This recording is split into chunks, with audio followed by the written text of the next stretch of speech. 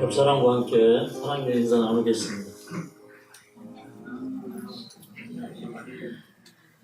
이제 우리 이용호 선생님 이제 어제 잘 주무시고 오늘 참석해 주셨는데 우리 이용호 선생님 잠깐 일어나시죠. 우리 이용호 선생님 이곳에 계시는 동안에 회복과 치유가 아주 신속하게 일어나기를 바라는 마음으로 우리 격려의 박수 한번 부탁드립니다. 저는 이제 여러분과 오늘 나눌 말씀은 바울의 마지막 여행, 바울의 이제 마지막 여행에 대해서 살펴보도록 하겠고요. 그 다음에 이제 그 바울은 정말 하나님 사업에 헌신된 사람이었고, 누가 보면 저 사람은 예수님께 미쳤다, 저 사람은 전도에 미쳤다, 저 사람은 영혼구원에 미쳤다라고 할 만큼의 사람이었습니다. 그러면서 이제 이 사도 바울은 언행이 일치한 사람이었어요. 이 세상에 제일 무서운 사람이 언행일치가 된 사람이 제일 무서운 것 같아요. 그래서 이제 이 사도 바울은 정말 예수 그리스도를 아는 것 외에는 모든 것을 배설물로 여기고 살아가는 그런 사람이었습니다. 근데 오늘날도 이런 믿음과 신앙이 필요하지 않겠습니까? 오늘날도 예수 그리스도를 아는 것 외에는 모든 것을 다 배설물로 여길 수 있는 그런 사람이 있다면 세상 역사는 바뀔 것이다, 그런 생각을 합니다. 우리 먼저 빌립보서 3장에 있는 말씀을 읽어보면서 핵심 말씀으로 들어가도록 하겠습니다. 빌립보서 3장입니다. 7절, 8절, 9절까지 들어가겠습니다. 시작. 그러나 무엇이든지 내게 유익하다는 것을 내가 그리스도를 위하여 다 해로 여길 뿐더러 또한 모든 것을 해로 여기면 내 주 그리스도 예수를 아는 지식이 가장 고상함을 인하여 내가 그를 위하여 모든 것을 잃어버리고 배설물로 여기니 그리스도를 얻고 그 안에서 발견되려 하니 내가 가진 의의는 율법에서 난 것이 아니요 오직 그리스도를 믿음으로 말미암는 것이니 또 믿음으로 하나님께로 세워나가는 것입니다. 여기 있는 이 말씀을 보면 내게 유익하는 것을 이제는 다 그리스도를 위하여 해로 여긴다. 유익하던 것을 다 해로 여긴다. 또 내가 그를 위하여 모든 것을 잃어버리고 그들을 배설물로 여긴다. 그렇게 얘기했어요. 저는 이 말씀을 보면서 우리 신앙이 이런 말씀을 들을 때 도전이 되어야 합니다. 나는 그리스도를 위하여 모든 것을 다 잃어버려도 괜찮은가? 만약에 그리스도를 위하여 모든 것을 다 잃어버린다면 어쩌면 우리는 하나님께 항의하고 교회도 안 다니고 교회도 떠나고 그럴지도 몰라요. 가끔 이제 저희 유튜브에서 말씀을 들으면서 교회를 떠났던 분들이 제가 이제 예수님 다시 믿어야 되겠습니다 하고 이제 그 문자를 보내주시는 그런 분들도 계시고 댓글을 주시는 그런 분들도 계셔요.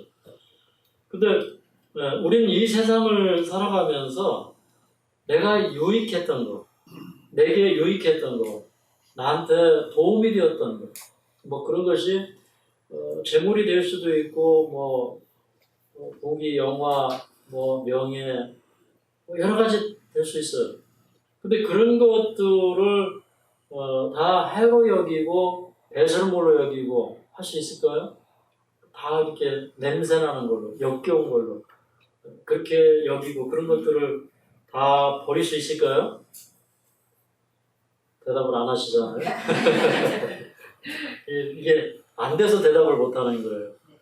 근데 우리는 하나님의 말씀 속에서 늘 이런 도전을 받아야 되고 도전이 될 뿐만 아니라 그 속에서 우리 속에서 이런 열정이 타올라야 돼요.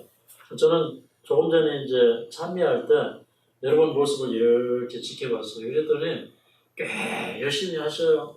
막 찬미에 도취되고 열심히 하셔요. 근데 무슨 생각이 딱 드냐면 지금 찬미에 도취돼서 열심히 부르는 분들은 병 다 나았다 이런 생각이 들어요. 근데 정말로 그래요. 그런데 이제 이렇게 찬미를 해도 열성이 없고 주님 앞에 와도 주님의 그 능력에 대한 기대감이었고, 이런 사람들은요, 병 나서도 언젠가는 그 생명을 잃어버려요. 우리는 병을 나을 뿐만 아니라 영원한 생명을 얻는 사람들이 되어야 하겠습니까? 그런 본자들이 되어야 합니다. 이 말씀 정말 이렇게 진지하게 읽어보세요. 내가 그를 위하여 모든 것을 잃어버리고 배설물로 여기면 그리스도를 얻고 그 안에서 발견되려 합니다. 이게 얼마나 아름다운 말씀입니까? 우리는 뭐 이 세상에서 잘 나가도 아무것도 아니잖아요. 사실은 그 권력의 무상함 이런 것들을 제가 대통령들이 바뀔 때마다 느낍니다. 특히 한국 정치사에서는 그렇죠. 대통령 됐다 하면 그 다음에 어디 갑니까?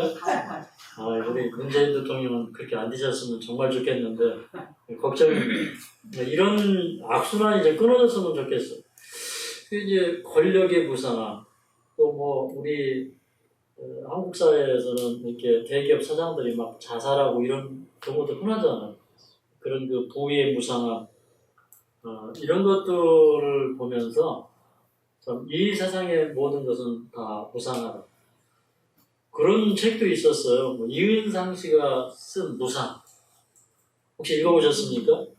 저는 인생이 무상하다고 생각이 돼서 고3 때 그걸 읽어봤어요. 그때 한 줄 딱 기억이 납니다. 그분이 이렇게 했어요. 아다니아. 이게 무슨 그 의성어 같은 거예요. 아다니아. 인생은 무상의 행진이로다. 그 제가 지금까지 안 잊어버려요. 인생은 무상의 행진이로다. 그것도 제가 이 고등학교 시절 읽은 책 가운데 조복문이라는 책 여러분 읽어보셨어요? 네, 거기 보면 딱 이런 말이 있어요. 인간의 머리 위에 추초들을 쌓는 자는 불행하다. 그러니까 우리가 사람을 믿죠, 그죠?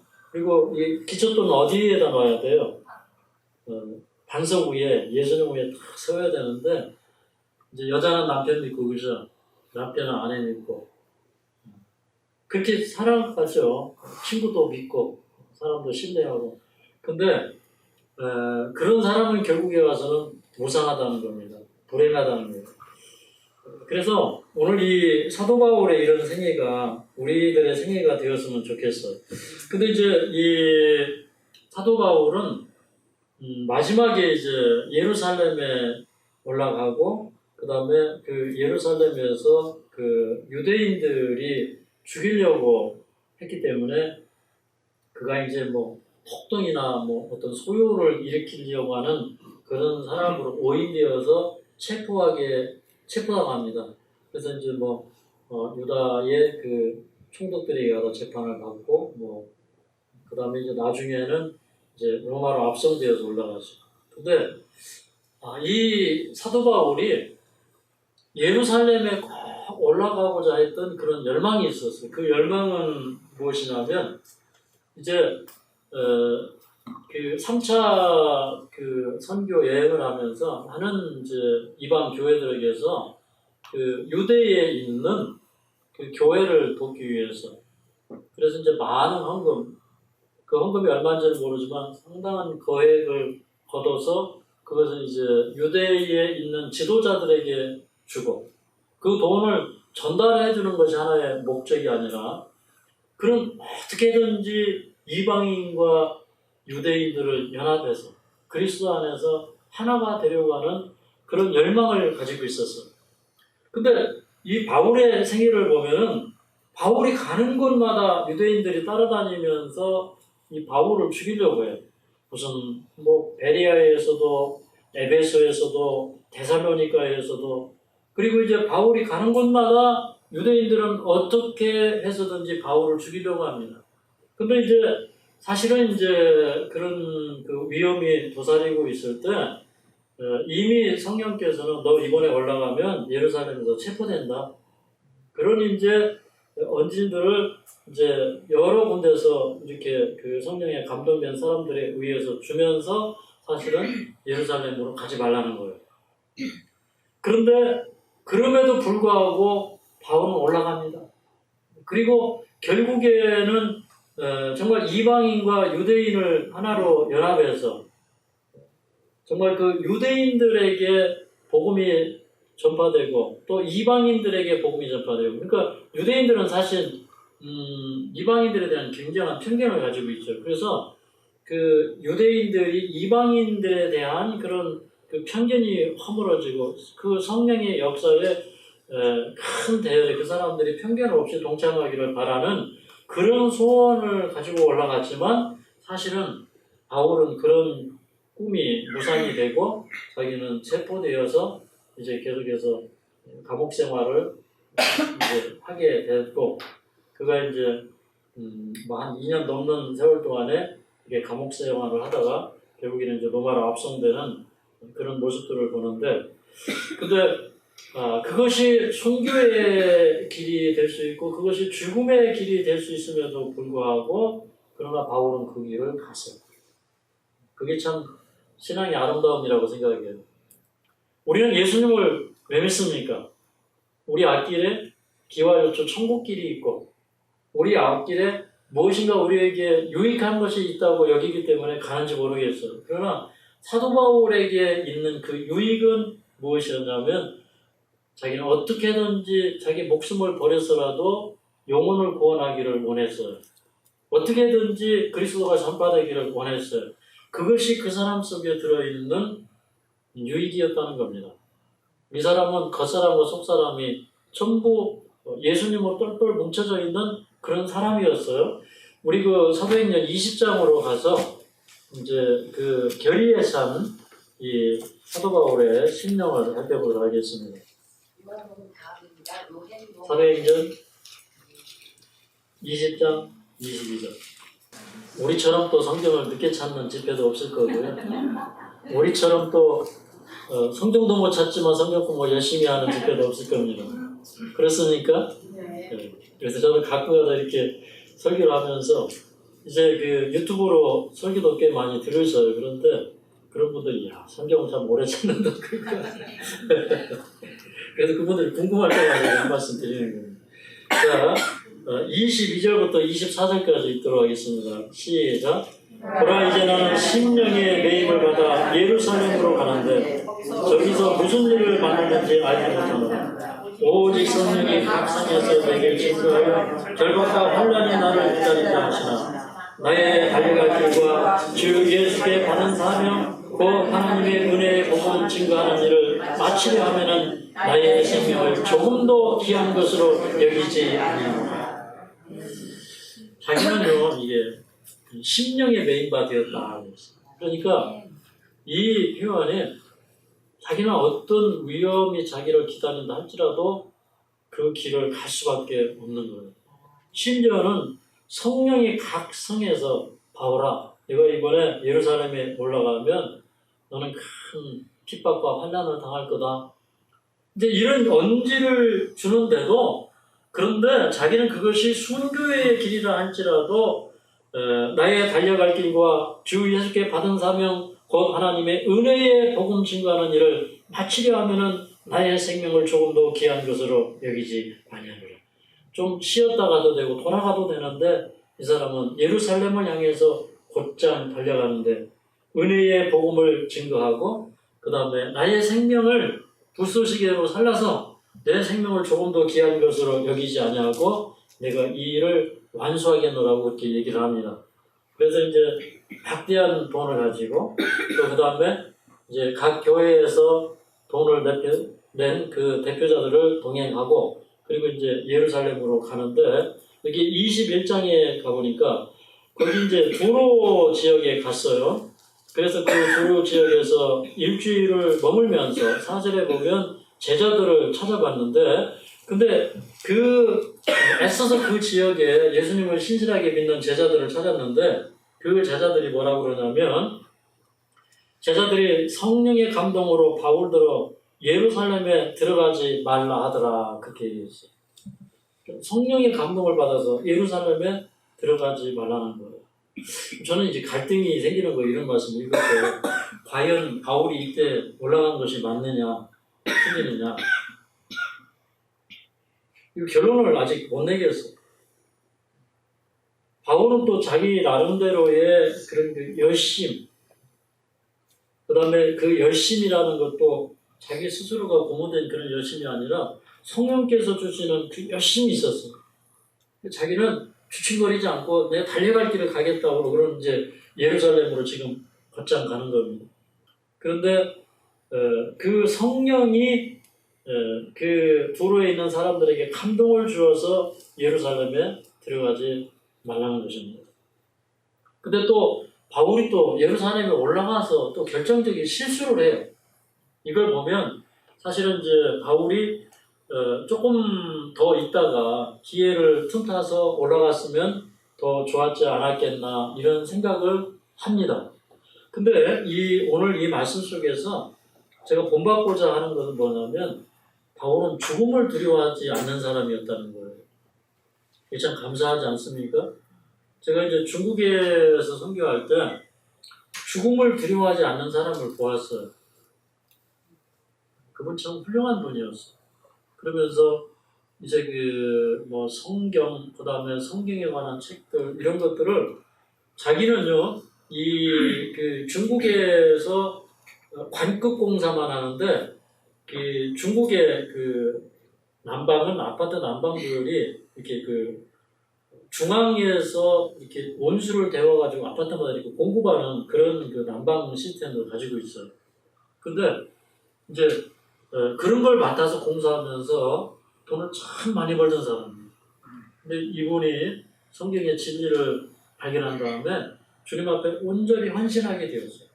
그래서 처음에는 이제 제가 이제 중국에 들어가서 정말 그 요한계시록 14장에 나오는 그 영원한 복음 그거를 전해주라는 부탁을 받고 제가 이제 중국에 지금부터 한 거의 15년 전쯤은 됐을 것 같아요. 중국에 들어갔습니다. 근데 거기에서 이제 저를 그분이 이제 데리고 여기저기로 이제 가서 복음을 전하게 했어요. 근데 가봤더니 이제 중국 전역에서 사람들이 오는데 얼마나 말씀을 열심히 듣는지 몇 시간씩 말씀을 듣는데도요 정말 고개 하나 떨어지는 사람이었고 다 적으면서 정말 목마른 사슴이 시냇물을 찾듯이 무슨 보석을 얻는 사람들처럼 말씀을 듣는데 이제 제가 물어봤어요. 이분들이 어디서 온 분들이냐? 그랬더니 이분들은 어디서 오고 어디서 왔는데 오는데 뭐 기차를 막 한 이틀씩 타고 이렇게 오셨대요. 그러면서 이제 제가 이제 옛날에 청도에서 옛날에 그 뭐 북경 천진 뭐 이런 데 갈 때 보니까 침대차가 있어가지고 하루씩 이렇게 자면서 가요. 그 침대차에서 자면서 가요. 누워서. 그런데 이분들은 그 비용이 없어서 이제 그냥 앉아서 오는 걸 타고 막 한 이틀씩 며칠씩만 오는 거예요. 근데 그렇게 말씀을 얼마나 피곤하겠어요. 근데 말씀을 하나도 빠짐없이 태도 하나 흐트러지지 않고 듣는 걸 보고 제가 얼마나 놀랐는지 몰라요. 그러니까 그런 분들 앞에서는요, 이렇게 그분들의 그 간절한 열기가 막 전달이 돼요. 네. 그러니까 여기 이제 그 100만 명 이상의 사람들이 1973년도에 여의도 거기 모여서 빌리 그레엄 목사가 빌리 그레엄 목사가 거기서 설교할 때 그 설교 여러분 들어보셨죠? 지금도 유튜브에 들어가면 얼마나 열성적으로 외치는지 모르겠어요. 근데 그 모습이 참 좋더라고요. 저 이렇게 열의를 다해서 외치는데 굉장히 좀 좋더라고요. 우리 집사람도 성경 이름을 하나 정하라고 그랬더니 자기는 바울이라고 그러고 여자가 왜 바울을 하려고 그랬더니 바울의 그 열성, 그 헌신 그게 좋아가지고 자기도 사도 바울처럼 되고 싶대요. 그래서 강의할 때 보면 막 진짜 이렇게 뜨겁게 해요. 그죠? 저는 원래 조용조용 하거든요. 근데 우리 집사람 닮아가지고 온도가 조금씩 올라가는 중이에요. 우리 집사람 온도가 좀 떨어져야 되고, 온도가 좀 올라가야 돼요. 네. 근데, 어쨌든 뭐 중국에 제가 이제 이렇게 들어갔을 때 그런 사람들, 그런 집회를 만들고, 하면서 그 사람들이 오면요, 이 사람이 차비를 주어서 보내요. 훌륭한 분이에요. 이 부자가 그렇게 되기 힘들거든요. 근데 그분들 차비 다 줘서 그리고 자기 그 재산을 한국 돈으로 한 30억 된대요. 근데 그거를 형에게 내 재산 나에게 달라고 그래가지고 그거를 매각을 자기 형한테 넘겨줬죠. 넘겨주고 그 돈을 받아가지고 전부 책을 찍었어요. 대단한 분이니까 중국 역사에 이런 분이 없어. 그래서요 수백 명씩 전도단을 만들어가지고 다니면서 이제 청년들이요 각 곳에 뭐 한 10명 막 이렇게 짝지어 다녀요. 짝지어 다니면서 가서 이제 이 쭉 뭐 사람들이 많이 모이는 이런 곳에서 책을 쭉 펴놓고 그거요 1원 2원씩 받아. 1원 2원. 그러니까 뭐 그때 당시에 뭐 1원 2원 이러면 이제 야채 한국이 야채 한 단 값이에요.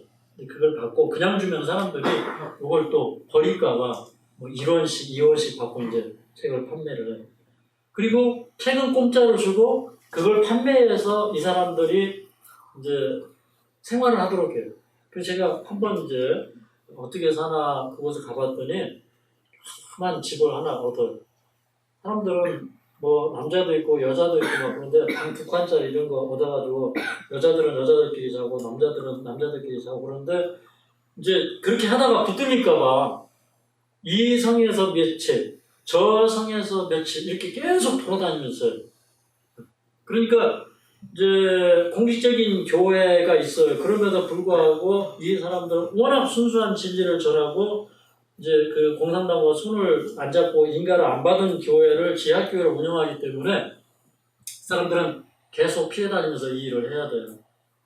근데 이제 그렇게 이제 그분을 처음에 이제 중국에 들어가서 만났다가 제가 또 하나님의 귀한 섭리로 수년 뒤에 이제 중국에 선교하러 들어가게 되었어요. 근데 이분이 하루는 찾아왔어요. 근데 찾아온 이유가 이렇게 피를 토하는 거예요.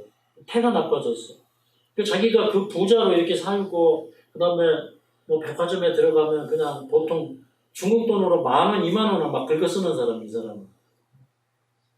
한국 돈으로 그냥 몇백만 원씩 막 이렇게 긁어 쓰는 그런 분이에요. 그런데 자기가 예수님을 만난 다음에 복음을 전하기 위해서요. 그 운전 기사도 내어보내고 그 경비 아끼려고 자기가 운전하고 다녀요. 그리고 이분이 그때 어깨에 심한 통증 때문에 굉장히 힘들어했어요. 근데 그 책을 메고 막 교회 가서 그 사역자들에게 그 책을 주고 집집 방문하면서 영혼 구원하고 하면서요 어깨 아픈 게 다 나아버렸어요. 네. 그런데 이분이 저에게 왔을 때는 피를 토했어요. 그래서 아니 어떻게 하시다 그렇게 된다고 그랬더니 제가 이곳저곳 다니면서 우리 이제 지도자들을 만나는데 우리 뭐 예배에서 운영하고 이런 분들이 사는 게 변변치 않고 그래서 그분들의 침대 속에서 같이 자고 그렇게 살다 보니까 자기가 폐병에 걸렸대요. 그래가지고 우리 집 와가지고 또 쉬었다 가고 이렇게 했는데 그분은 나는 이제 얼마 안 있으면 붙잡힐 것이다. 그리고 내가 마지막에 부를 그 순교의 찬송은 이 찬송입니다. 이렇게 얘기를 해요. 저 눈물 나지 않아요? 근데 그분이 이제 이렇게 탁 강단에 서면 얼마나 열렬한지 모르겠어요. 그분이 이 진리에 대해서 계속 얘기를 하는데 제가 볼 때는 이분 진리에 대해서 아직 모르는 거 많아요. 그 설교가 내려오면은 제가 전사 요거는 요 본문은 요렇게 대입을 시켰으면 좋겠고 요건 요렇게 했으면 좋겠다고 막 그럴 정도로 이제 그분이 틀리기도 막 해요. 그런데도 그분의 생애는 오직 예수님의 진리가 그분을 사로잡아서요. 그분은 정말 세상이 감당하지 못하는 분이에요. 그러니까 그런 열성으로 하니까 이렇게 막 수백 명씩 집회에 모이고 또 미국에 있는 그 목사님이 거기 들어가서 설교를 하고 그 다음에 공안들이 와가지고 막 호위하면은 이렇게 도망다니고요. 집회 장소를 몇 번씩 바꿔야 돼요. 제가 이제 집회를 하러 갔는데 어느 장소에서 모인다고 해요. 근데 갑자기 장소가 바뀌었대요. 이 장소가 탄로난 것 같아가지고 다시 연결을 해가지고 다른 장소를 바꿨다는 거예요. 저도 이제 그런 집회 다니고 하면서 그때 제가 사도 바울은 아니지만 사도 바울과 비슷한 사람을 보게 되었어요. 근데 그분이 기도할 때 정말 하늘을 우러러서 기도하는데 정말 그 부르짖음은 그런 거더라고요. 그 영혼들을 위해서 기도하고 자기의 사업을 위해서 기도하는데 그냥 이 주여가요. 그냥 이게 그 사람들은 주야 하거든요. 주야 그래요. 그런데 그 주야 소리가 그냥 부르는 그 주야 소리가 아니에요. 자기 생명을 다 내어진 그런 부르짖음이에요. 그러니까 그런 뜨거운 열기를 가지고 있던 사람이 사도 바울이었어.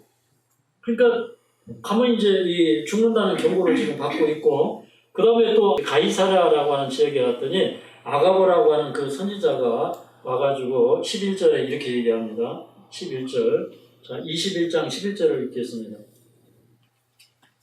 시작. 우리에게 와서 바울의 띠를 가져다가 자기 수벽을 잡아내고 말하기를 성령이 말씀하시되 예루살렘에서 유대인들이 이같이 이 띠 인자를 결박하여 이방인의 손에 넘겨주리라 이렇게 얘기해요.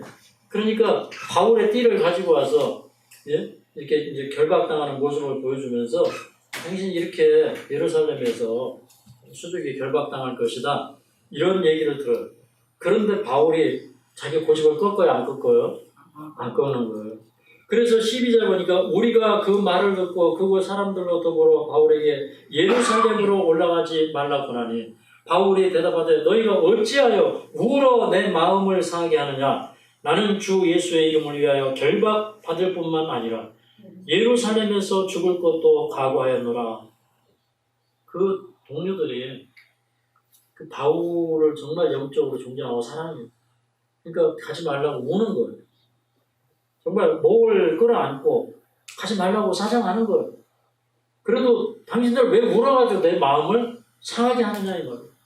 그러면서 그가 한 얘기가 결박받을 뿐 아니라 예루살렘에서 죽을 것도 각오하였노라. 아멘. 이런 사람이 나타나면 이 마지막 사업이 맞춰지지 않겠습니까? 성령의 역사가 나타나고 이 사업이 맞춰지지 않겠습니까? 바울의 예루살렘 길은 이러했다고 하는 것입니다. 그래서 이제 아무도 못 말려. 그가 예루살렘에 올라갔어.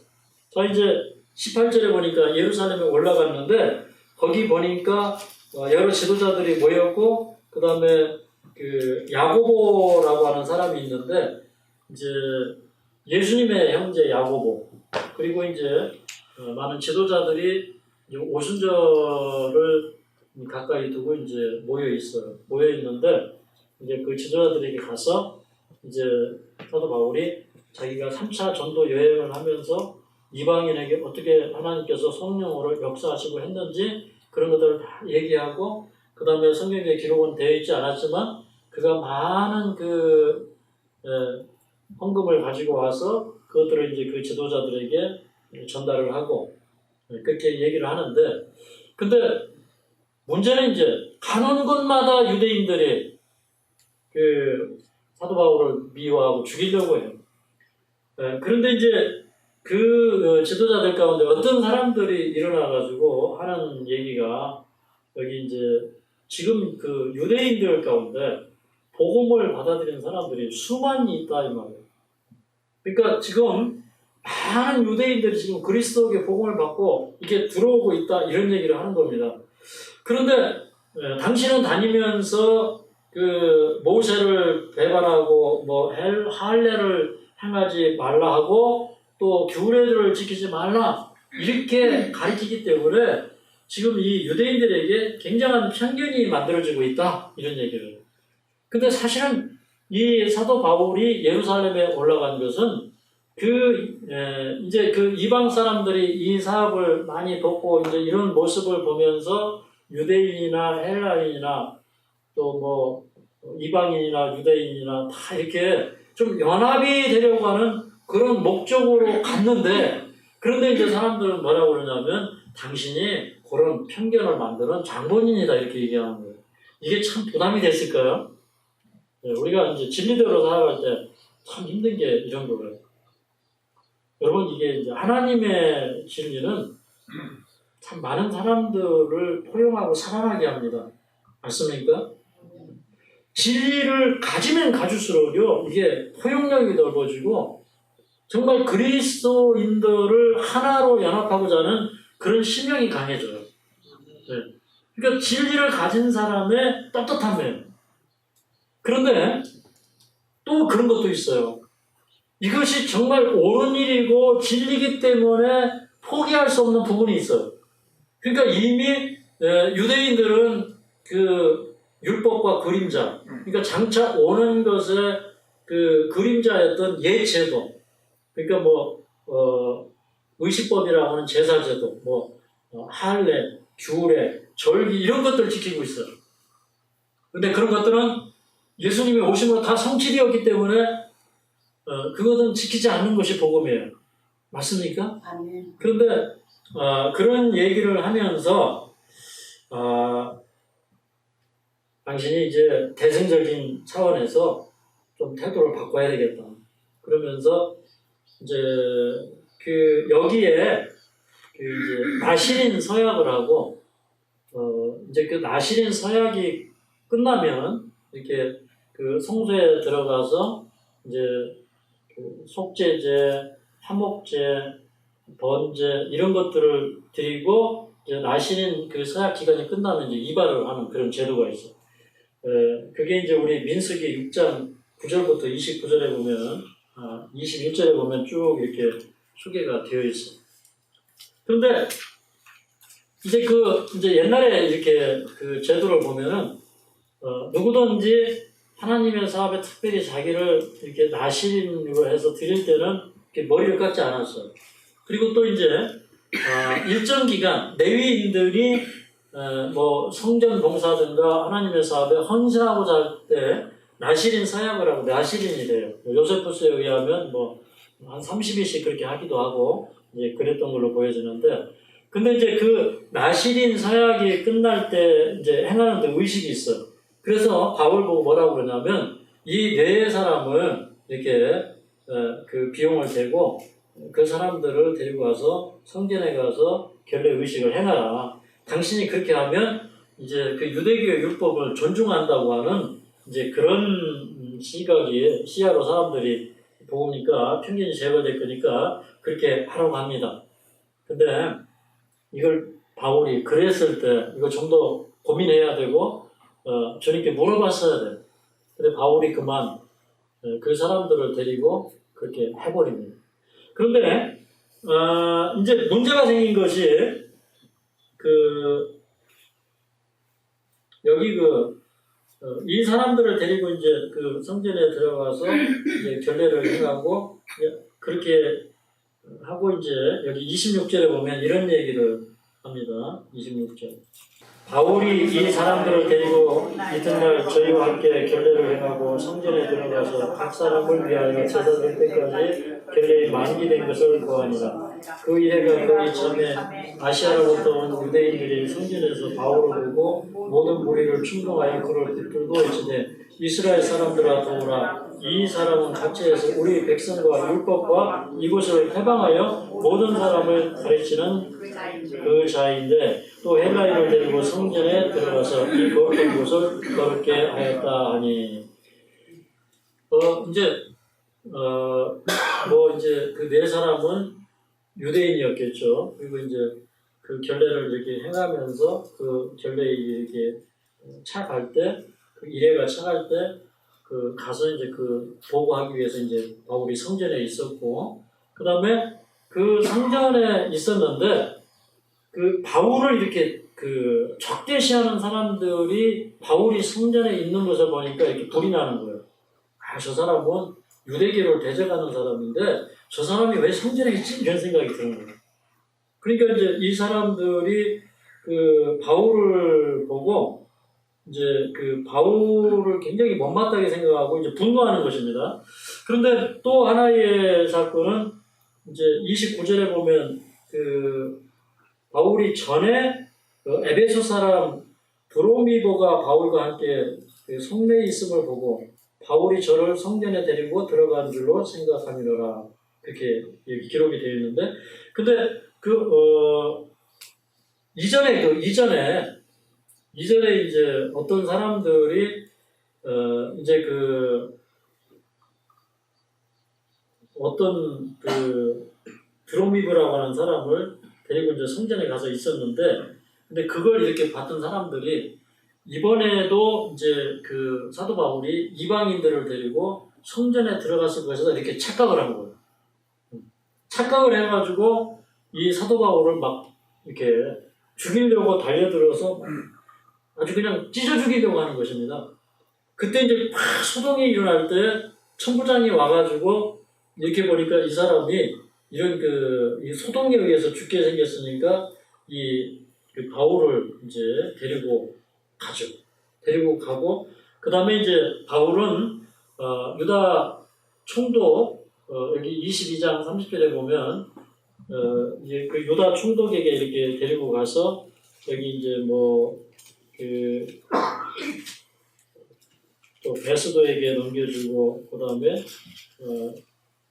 처음에는 벨릭스 앞에 가고 베스도 앞에 가고 그 다음에 이제 그 베스도 앞에 갔을 때 이제 그 유대인들이 바울을 내놓으라고 그래요.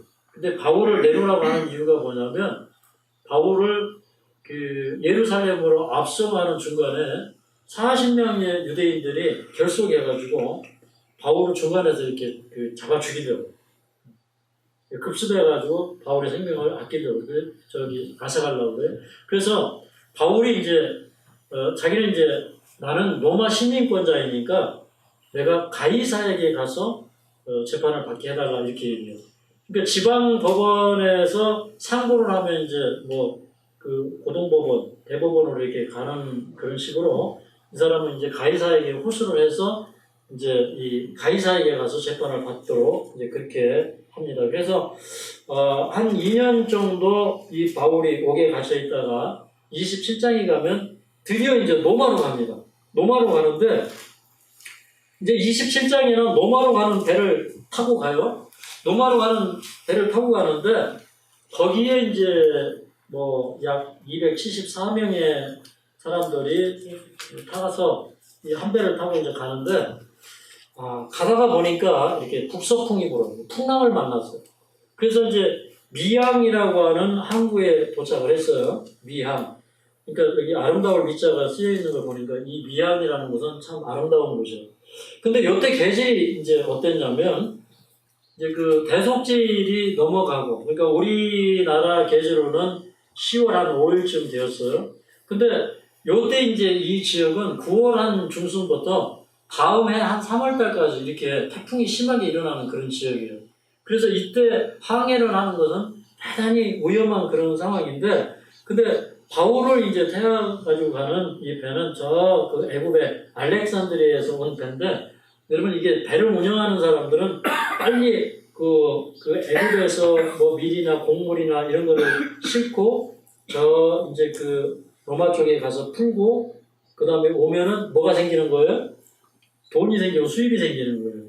그래서 이제 그 배를 이제 가지고 가는데 그 배에 여기 이제 사도 바울과 동행한 누가나 그 동행인들하고 또 그 다른 죄수들이 있고 그 다음에 이제 거기에 돈 벌러 가는 그런 상인들 거기 가서 정말 이 무역을 통해서 한몫을 챙기려고 하는 그런 상인들 그 다음에 또 이 바울의 이 일행들 그 죄수들의 또 다른 그 죄수들이 또 있었는지도 모르겠어요. 그런데 이런 사람들을 책임지고 있는 이제 로마 그 백부장도 있고 군인들도 있고 이제 그런 거예요. 근데 이제 바울은 이렇게 얘기합니다. 여기 27장 10절을 보겠습니다. 27장 10절. 27장 10절. 시작. 말하되 여러분이여 내가 보니 이번 행선이 허물과 백뿐 아니라 우리 생명에도 타격과 많은 손해가 있으리라 하되 여기 보니까 이 사도 바울이 뭐라고 했냐면 여기 이 배에는 많은 화물이 실려져 있는데 이런 화물과 배 그리고 우리 생명에도 많은 타격과 손해가 있을 것이다. 그러니까 큰 풍랑을 만나서 우리가 배에 있는 거 다 버려야 되고 우리 생명도 위험해지고 배도 위험하고 이런 일이 있을 것이니까 여기에서 겨울을 좀 지내고 가는 것이 어떻겠느냐 이렇게 제안을 한 거예요. 여러분 저는 이제 오늘 교훈의 말씀 속에서 여러분 하나님께서 쉬어가라고 할 때는 쉬어가야 됩니다. 맞습니까? 그러니까 사도 바울도 열심은 있었어요. 그런데 이 마지막에 브레이크를 한번 밟아줬어야 돼요. 그죠? 근데 이 예루살렘으로 올라가는 걸 조금 지연해서 때를 조금 기다렸으면 더 좋았어. 근데 간 거예요. 붙잡혔어. 그래서 막 산헤드린 회의에 가고 무슨 베스도한테 가고 벨릭스한테 가고 이렇게 그러면서 이제 그 고관들에게 복음을 전할 수 있는 기회를 얻기를 했지만, 근데 어쨌든 사도 바울도 이제 한번 이 브레이크가 필요했고, 그 다음에 여기 미항이라는 곳에서 좀 정박해야 되었어요. 몇 달 동안 쉬어야 했어요. 여러분 꼭 기억하시기 바랍니다. 우리 인생에는 정박지가 곳곳에 있다는 거예요. 여러분 지금 정박지가 어디예요? 저는 여러분이 쉴 때는 쉬어야 돼요. 아시겠죠? 여기 미항이라고 그랬어요. 그러니까 항구도 좋고, 그리고 우리가 인생에 이런 기회를 만들기가 쉽지가 않아. 그럼 쉬어가야 돼. 근데 사람들이 쉬라고 할 때 쉬어야 되는데 쉬지 않고 가니까 풍랑을 만나고 어려움을 만나는 거예요. 우리가 많이 벌려고 애쓰지만 오히려 가진 것도 다 잃어버리게 되는 거예요. 하나님께서 경고하시는 거예요. 그런데 여기 뭐라고 그랬냐면 13절에 보니까 마침 남풍이 순하게 부는 거예요.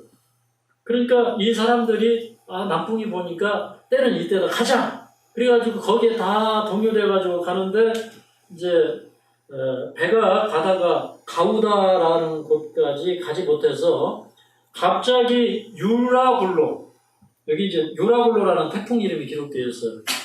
큰 태풍이 일어나서 얼마나 바람이 부는지, 이게 이제 그 배가 목적지로 가지 않고 계속 퓨리에서 수십 킬로를 이제 떠내려가는 겁니다.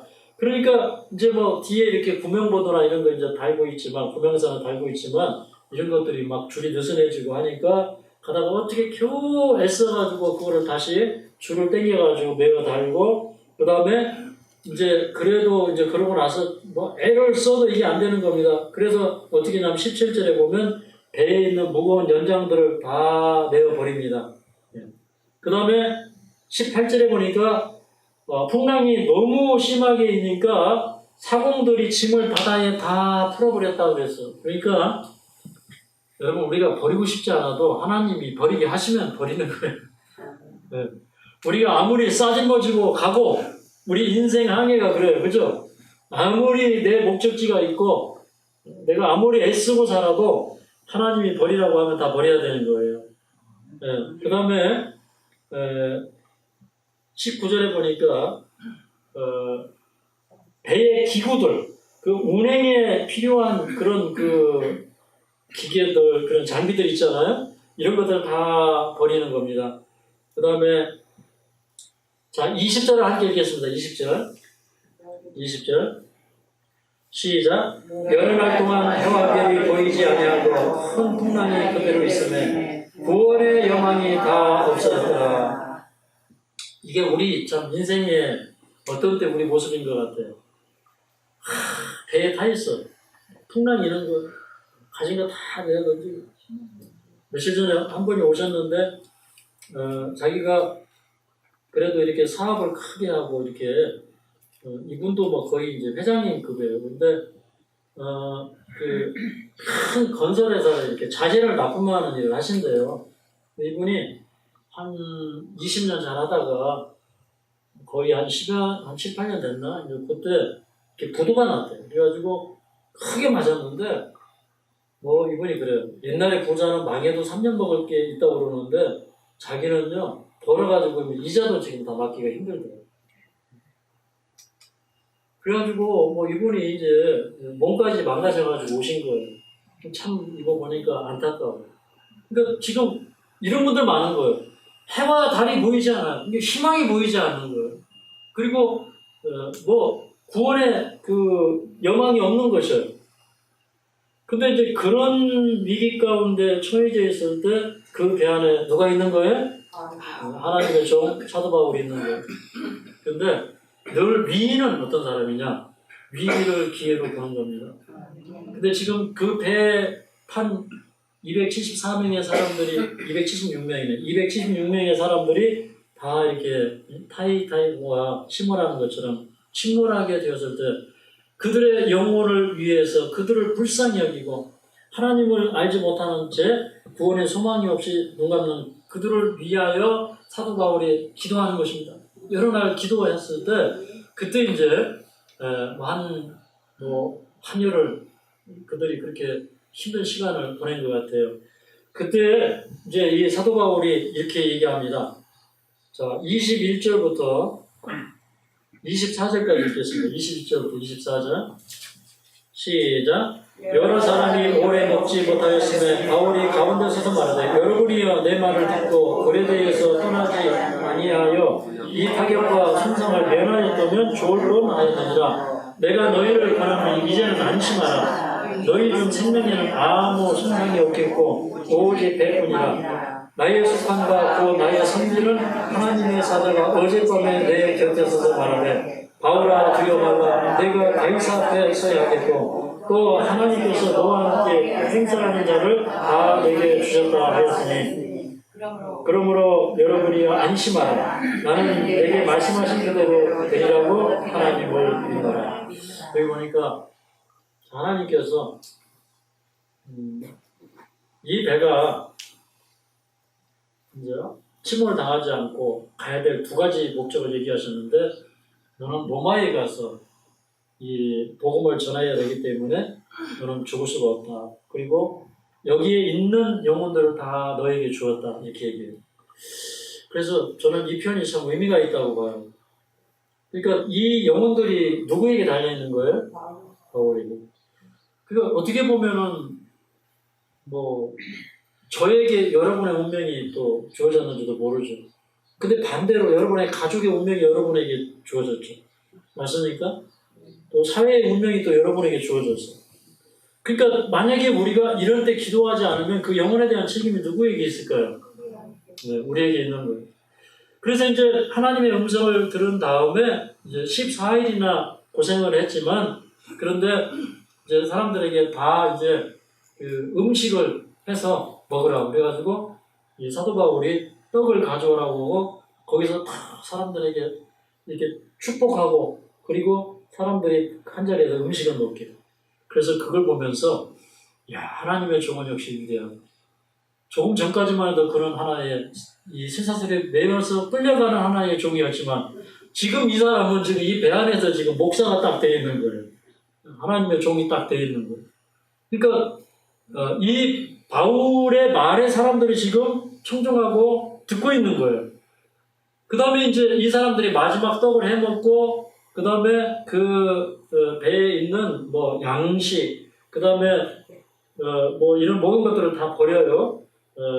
다 버리는데 이 사람들이 이제 살짝 구명선을 내려가지고 이 사봉들이 자기들만 딱 타고 도망가려고 그러는데 바울이 뭐라고 그러냐면 이 배에 남아있지 않으면 당신들의 생명을 잃어버린다. 그래서 이제 군사들이 가가지고 그 구명선을 딱 끌어버려요. 그러니까 그 구명선을 타고 도망가봐야 그 사람들은 다시 풍랑을 만날 거예요. 저는 이걸 보면서 뭘 느꼈냐면 여러분 우리가 나만 살자고 도망치면 나만 죽는 거예요. 아멘입니까?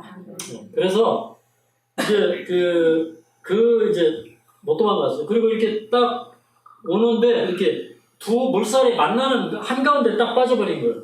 그러니까 앞에는 이게 걸려가지고 가지를 못하고 뒤에서는 저 고문에서는 배가 깨지기 시작하는 거예요. 그러니까 그때에 이 군대를 압송하는 사람들이 죄인들을 압송하는 군인들이 옛날에는 이 군인들이 죄수를 놓치면 자기가 이 사형을 당해요. 그러니까 죄수들을 죽이려고 했을 때 그 백부장이 이 바울도 죽어야 돼요. 죄인이기 때문에. 근데 바울이 이 배 안에 있는 276명의 사람들을 살린 사람이에요.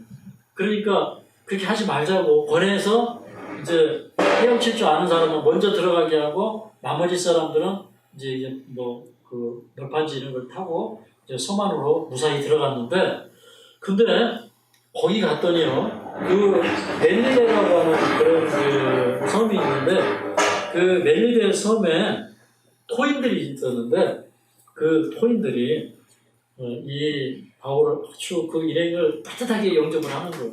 불을 피워놓고 이 사람들의 옷을 말리게 합니다. 그러니까 저는 이런 거예요. 우리가 하나님의 은혜 가운데 살면 하나님은요, 우리가 알지 못하는 방법으로 구원의 길을 예비하시는 거예요. 아멘입니까? 근데 이 사람들 배 안에서 지금 다 버리고 뭐만 지금 왔어요? 몸만 왔어요. 그래서 여러분, 몸만 있으면 충분합니다. 여러분이 구원받는데 몸뚱아리만 있으면 충분해요. 근데 병든 몸도 괜찮아요. 아시겠죠? 몸뚱아리만 있으면 돼. 그 믿음만 있으면 되는 거예요. 근데 이제 거기 가서 이제 불을 이렇게 쬐는데 뱀이 툭 튀어나오는 거예요. 그래가지고 이 독사가 나와가지고 사또가 우리 손에 매달려서 물었어. 그러니까 떨궈가지고 이제 딱 떨었는데 이렇게 이제 섬 사람들이 보니까 저 뱀에 물려진 사람은 조금 있다가 이렇게 쓰러지거나 엎드려서 죽는 거예요. 근데 죽어야 되는데 죽어야 안 죽어요. 안 죽어. 그 뱀이 물을 때는 이 사람들이 뭐라고 했냐면 이렇게 이 창고에 차 있는 걸 보니까 저 사람 아무래도 살인자인 것 같다. 이런 생각을 했어요. 바울이 사실은 좀 못생겼어요. 근데 이제 그걸 보고 저 뭐 살인자인 것 같다. 보니까 가만히 보니까 인상도 별로 안 좋은 것 같은데 뭐 살인자 같아. 뭐 이랬는데 조금 있다 보니까 안 죽는 거예요. 그러니까 사람들이 뭐라고 하냐면 이 사람은 신이다 이렇게 된 거예요. 그래서 이제 이 사도 바울이 신의 대접을 받는데 그러는 바람에 이제 보블리오라고 하는 그 섬의 제일 높은 사람이니까 추장이겠죠. 추장이 이 바울을 데려다가 극진히 대접을 하는데 어떤 일이 생겼냐면 그 아버지가, 이 추장의 아버지가 그 열병과 이질에 걸렸어요. 그러니까 말라리아 같은 그 열병과 이렇게 설사병에 걸렸는데 바울이 들어가서 기도하고 안수하니까 나아요, 안 나아요? 낫는 거예요. 여기에 또 역사가 있는 거예요. 그랬더니 그걸 보고 또 어떻게 할까요? 그 섬에 있는 사람들이 병고침을 받으러 다 왔겠죠. 그러니까 바울이 또 다 고쳐준 거예요. 그런데 이제 거기에서 한겨울을 보내는 거예요. 한겨울. 그러니까 거기에 몇 달을 있었냐면 3개월을 있었어요. 저는 그걸 보면서 하나님 참 우리 인생길을 인도하실 때 이렇게 인도하시는 분이 하나님이시다. 그 사람들이 3개월 동안 섬에서 뭐 한 거예요? 피선을 죽인 거예요. 아시겠죠? 한겨울을 거기서 과동했는데 근데 여기 이렇게 기록했어요. 자, 28장 10절을 읽겠습니다. 28장 10절.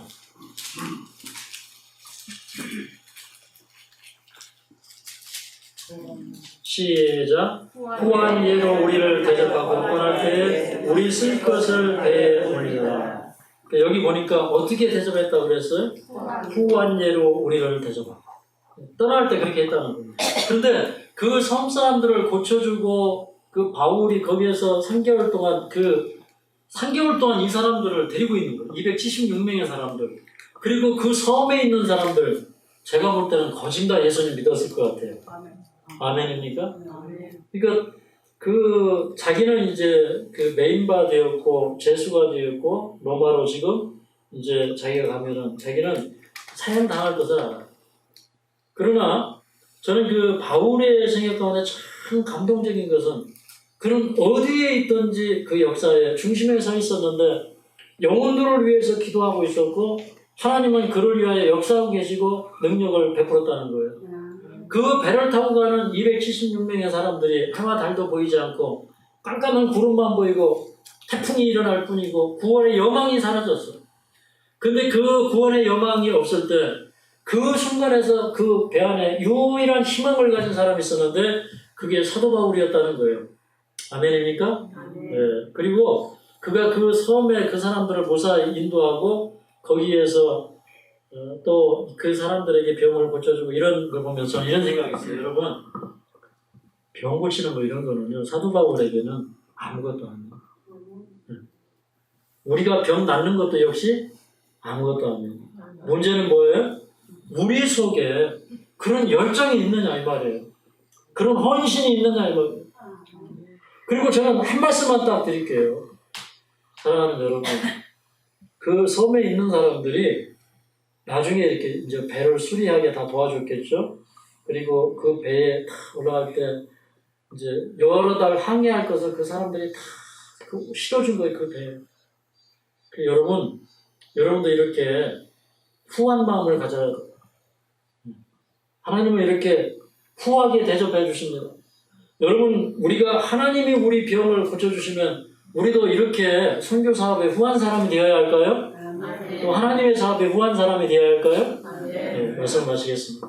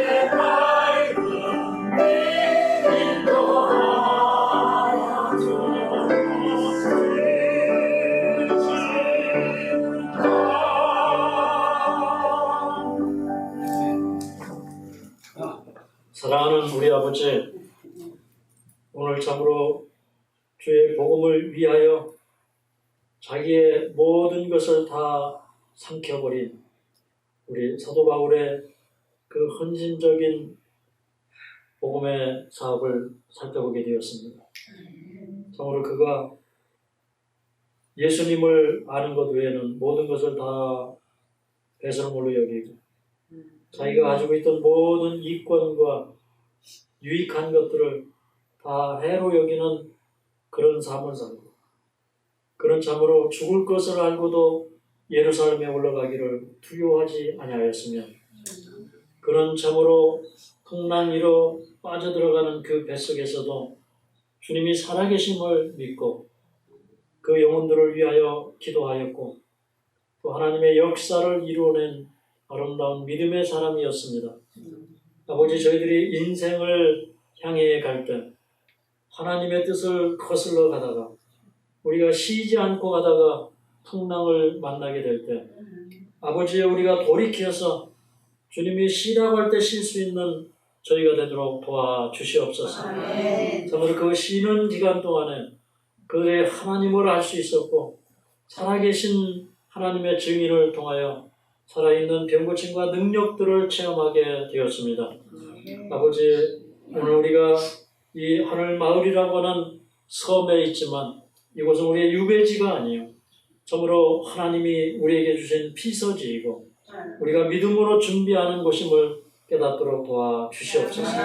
참으로 믿음의 사람에게는 역사가 있고 병고침이 있음을 저희가 믿습니다.